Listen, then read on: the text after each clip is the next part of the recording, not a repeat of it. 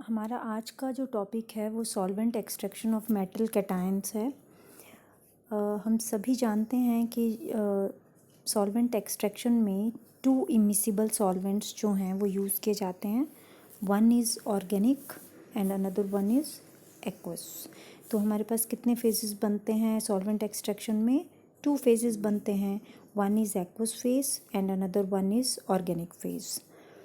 और हमें ये भी पता है कि लाइक डिज़ोल्व्स लाइक, और क्योंकि हम इसमें solvent extraction of metal cations कर रहे हैं तो कैटायंस आर आयंस, तो ये किस में सॉल्युबल होंगे?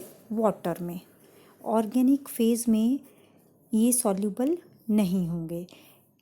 मेटल कैटायंस जो हैं वो एक्वस फेज़ में सॉल्युबल होंगे। तो इसके लिए क्योंकि सॉल्वेंट एक्सट्रैक्शन में तो हमें एक फेज़ से दूसरे फेज़ में ले जाना पड़ता है आपके सॉल्यूट को। यहाँ पे जो सॉल्यूट है वो मेटल कैटायन है, तो उसे भी हमें एक्वस फेज़ से, जिसमें कि वो सॉल्युबल है, वहाँ से कौन से फेज़ पे ले जाना पड़ेगा? ऑर्गेनिक फेज़ पे ले जाना पड़ेगा। तो उसके लिए ऑर्गेनिक फेज़ में ले जाना पड़ेगा, लेकिन ऑर्गेनिक फेज़ में तो वो इनसॉल्युबल हैं। तो हमें यहाँ पे एक टेक्निक अप्लाई करनी पड़ती है। मीन्स हमें यहाँ पे कोई एक एजेंट डालना पड़ता है जो कि उसको एक्वस फेज़ से ऑर्गेनिक फेज़ में लेके जाए।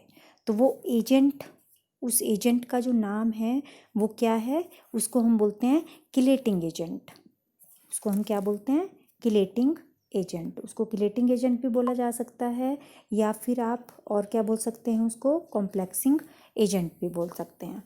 तो इसका फ़ायदा क्या होता है? इसका फ़ायदा ये होता है कि जो किलेटिंग एजेंट है वो आपका क्या करेगा? वो न्यूट्रलाइज कर देता है मेटल आयन के चार्ज को। मेटल आयन के ऊपर जो चार्ज होगा उसको वो क्या कर देगा? न्यूट्रलाइज कर देगा।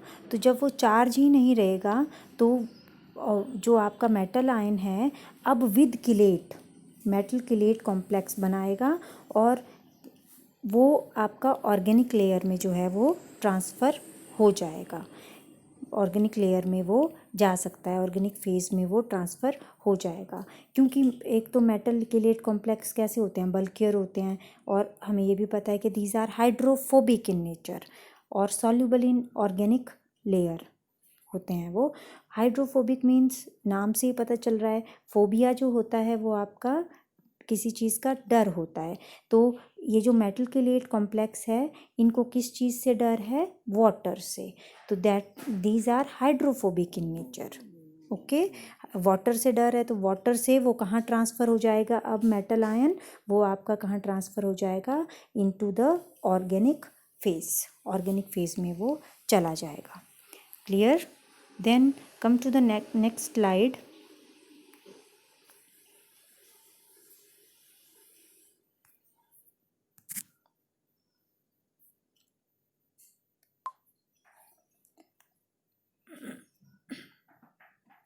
अब ये स्लाइड अगर आप देखें तो इसमें क्या है? इसमें मैंने ये बताया हुआ है कि एक जैसे solvent extraction of metal cation में आप लोग क्या करेंगे? यहाँ पे एक सेपरेटिंग फनल लेंगे और सेपरेटिंग फनल में जो एक्वस लेयर है उसमें क्या एडिड है? उसमें आपका मेटल आयन है। तो मेटल आयन जो है they react with complexing agent, this RH is complexing agent. उसमें हाइड्रोजन आयन होंगे, हाइड्रोजन होगी, उसमें हाइड्रोजन आयन्स होंगे, ठीक है, कॉम्प्लेक्सिंग एजेंट में। अब ये जो मेटल आयन है ये रिप्लेस कर देंगे किसको? आपके हाइड्रोजन आयन को रिप्लेस कर देंगे, और ये आपका एक्वस लेयर में बल्कियर मेटल किलेट कॉम्प्लेक्स बन जाएगा। जब ये बल्कियर बन जाएगा तो जब हम शेक करेंगे इसको तो it transferred into the organic layer. Then ये जो हमारी नेक्स्ट स्लाइड है इसमें हम देख रहे हैं कि ये जो फेज ट्रांसफ़र कैटालिसिस भी इसी प्रिंसिपल पे काम करती है। मतलब या आप उल्टा भी बोल सकते हैं कि जो solvent extraction of metal ion है वो आपका फेज ट्रांसफ़र कैटालिसिस के प्रिंसिपल पे काम करती है। इसमें भी फेज ट्रांसफ़र कैटालिसिस में भी क्या होता है? एक फेज ट्रांसफ़र मतलब एक कैटालिस्ट हम डालते हैं, जैसे यहाँ पे हम कॉम्प्लेक्सिंग एजेंट डाल रहे हैं, तो इस केस में हम लोग क्या डालते हैं, एक कैटालिस्ट डालते हैं जो कि आपका क्या करेगा, जो कि आपका किसी आयन को, वैसे जो फेस ट्रांसफ़र कैटालिस्ट होता है वो आपका ammonium salt, quaternary ammonium salt होता है, तो अमोनियम सॉल्ट होता है, तो उसमें क्या होता है, अमोनियम मीन्स पॉजिटिवली चार्ज्ड है वो, ठीक है। तो पॉजिटिवली चार्ज जो है किसी भी नेगेटिवली चार्ज्ड आयन के साथ जो कि आपका एक्वस फेस में है उसके साथ कंबाइन करेगा और उसको जो है वो कहाँ ले जाएगा, ऑर्गेनिक फेज़ में ले जाएगा। ऑर्गेनिक फेज़ में जाने के बाद अब ये जो नेगेटिवली चार्ज्ड आपका आयन है, it combines with for example another molecule that is Rb, ठीक है, और B जो है वो आपका सेपरेट हो जाएगा और आपका प्रोडक्ट बन जाएगा Ra इन ऑर्गेनिक फेज़, ठीक है। तो ये फेज़ ट्रांसफ़र कैटालिसिस है, ये आप बाद में पढ़ेंगे। तो फेज़ ट्रांसफ़र कैटालिसिस में भी आप यही देख रहे हैं कि ये जो फेज़ ट्रांसफ़र कैटालिस्ट है इसका क्या काम है, ये बल्कियर बना देता है, आयन को अपने साथ कैरी करके ले जाता है इनटू द ऑर्गेनिक फेज़, और ऑर्गेनिक फेज़ में फिर आपका रिएक्शन होगा और आप जो रिएक्शन एक्वस फेज़ में नहीं हो पाते हैं वो कहाँ हो जाएंगे, फिर आपके ऑर्गेनिक फेज़ में वो हो जाएंगे reactions. Then come to the next slide. आपके जो किलेटिंग एजेंट्स होते हैं वो बहुत सारे किलेटिंग एजेंट्स आप यूज़ कर सकते हैं। ये तो आपने किलेटिंग एजेंट्स जो है वो लास्ट ईयर भी पढ़े हैं। किलेटिंग एजेंट्स जो होंगे वो जैसे यूनिडेंटेट होते हैं, बाईडेंटेट होते हैं, ठीक है, ट्राइडेंटेट, टेट्राडेंटेट एंड पॉलीडेंटेट, अलग अलग तरह के होते हैं। तो उनके जो एग्जांपल्स हैं वो भी आपने लास्ट ईयर उसमें पढ़ लिए हैं, लेकिन यहाँ पे मैं कुछ एक आपको एग्जांपल फिर भी रिकैप्चुलेट करवा देती हूँ। वो है डाईमिथाइल ग्लाइऑक्साइम, एसिटाइल एसीटोन, 8 हाइड्रोक्सिक्विनोलिन। 8 हाइड्रोक्सिक्विनोलिन को ऑक्साइन भी बोलते हैं। 8 हाइड्रोक्सिक्विनोलिन इज ऑल्सो नोन एज ऑक्साइन, ठीक है। और डाईथाइजोन होता है, ईडीटी आपने पिछले साल पढ़ा है एससीसी की क्लास में। 1 नाइट्रोजो 2 नेप्थॉल भी आपको करवाया गया है। कपफेरॉन, ये सारे के सारे जो होते हैं वो किलेटिंग एजेंट्स होते हैं। इनका क्या काम होता है, इनका काम यही होगा कि वो आपके जो मेटल आयन मेटल आयन हैं उनको कैरी करके उनको बल्कियर मेटल केलेट कॉम्प्लेक्स बना देगा और उनको ऑर्गेनिक लेयर में जो है वो ट्रांसफ़र करना इनका काम होता है। फॉर एग्जांपल जैसे मैंने एक डायग्राम ड्रॉ किया है, इसमें जो मेटल आयन है और जो मेटल आयन है वो आपका EDTA कॉम्प्लेक्स पढ़ा था ना आपने, इथिलीन डाई अमीन टेट्राएसिटिक एसिड, ठीक है। तो इसमें जो ये 4 हाइड्रोजन्स, 2 यहाँ पे और 2 यहाँ पे हाइड्रोजन्स हैं, ये चारों की चारों रिप्लेस हो जाती हैं और जो मेटल है और इवन की नाइट्रोजन के साथ भी, जो यहाँ नाइट्रोजन्स होती हैं इनके साथ भी ये, क्योंकि ये हेक्साडेंटेट लिगेंड है, हेक्साडेंटेट लिगेंड मीन्स इसकी 6 अटैकिंग साइट्स होती हैं, 2 नाइट्रोजन और 4 ऑक्सीजन, ठीक है। तो ये क्या बना देता है, किलेट बना देता है। तो देखो किलेट कितना बड़ा है, अदरवाइज मेटल आयन आपका स्मॉल था बहुत, ठीक है, और मेटल आयन एक्वस में था, EDTA भी एक्वस में था, लेकिन जब ये दोनों एक्वस सॉल्यूशन में कंबाइन,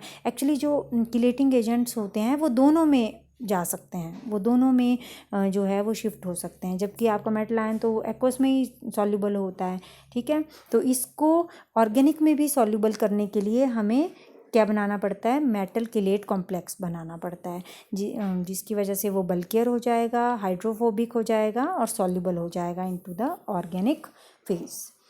देन अगर आप और भी एक एग्जाम्पल, जैसे मैंने अभी आपको बताया कि 8 हाइड्रोक्सिक्विनोलिन का अगर आप एग्जाम्पल लें तो 8 हाइड्रोक्सिक्विनोलिन दैट इज़ ऑक्साइन जो होता है वो क्या होता है, देखिए ये है इसकी स्ट्रक्चर 8 हाइड्रोक्सिक्विनोलिन की।